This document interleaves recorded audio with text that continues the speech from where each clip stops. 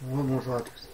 Voilà, je viens de mettre, la première vidéo est en train de se mettre en ligne.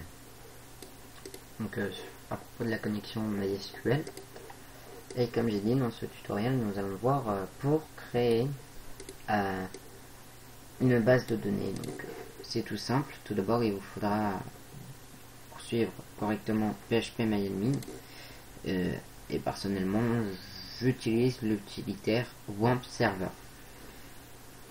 Donc, une fois installé, une fois sur le panel PHP-MyAdmin, il vous faudra créer une base de données.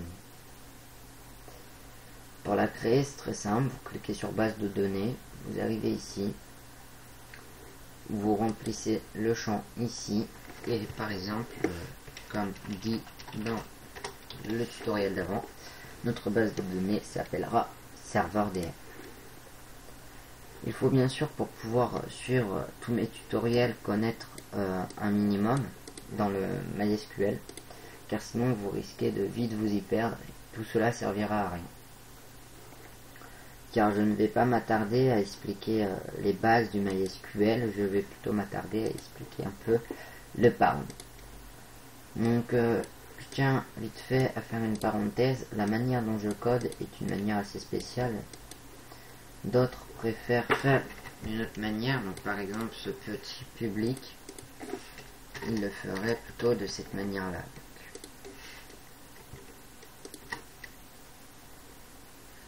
Voilà, hop, hop.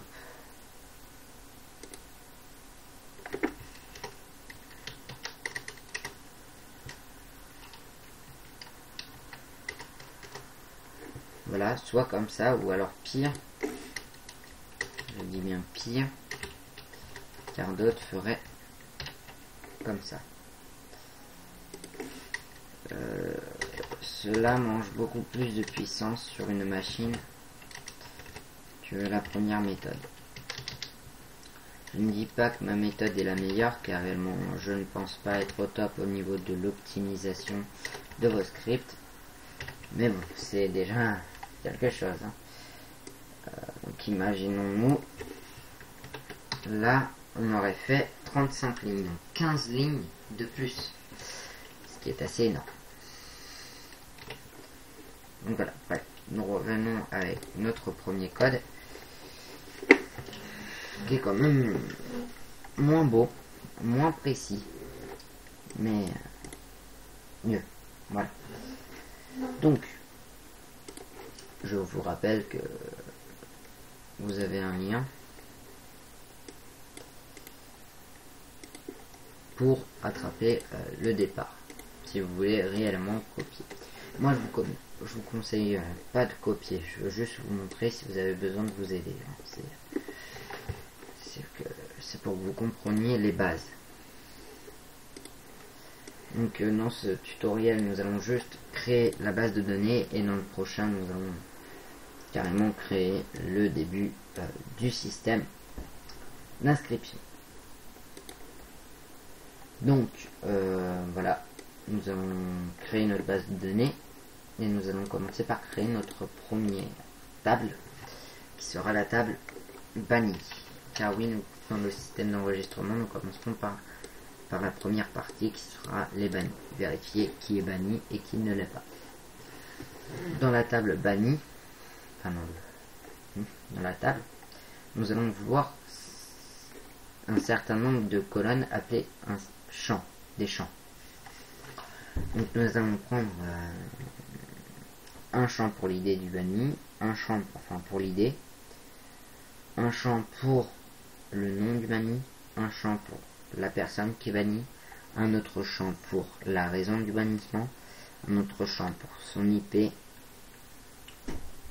et un autre champ pour la date. Donc voilà, on va prendre 6 champs. Donc premier, on met ID, tout simplement en int, on coche auto-incrément, donc AI, et dans l'index on met primaire. Deuxième, on met nom, ce sera le nom du joueur, Vachar 24, Troisième, on fait par Vachar 24. Raison Vachar. Et là, on peut très bien mettre 128. Après, IP Vachar 16. Et la dernière ligne, date. Vous descendez, donc date and time, timestamp. Défaut, current timestamp. Sauvegarde. Donc voilà, on aura déjà créé la première table sur laquelle nous allons travailler. Le prochain tutoriel risquera d'être en 3 parties, voire 4 parties. J'espère que ce tutoriel vous aura avancé et vous aura appris, enfin, logiquement il ne devrait pas vous avoir appris grand chose, mais bon, pour ceux qui souhaitent continuer à regarder mes tutoriels, il faut bien que vous sachiez utiliser une base de données.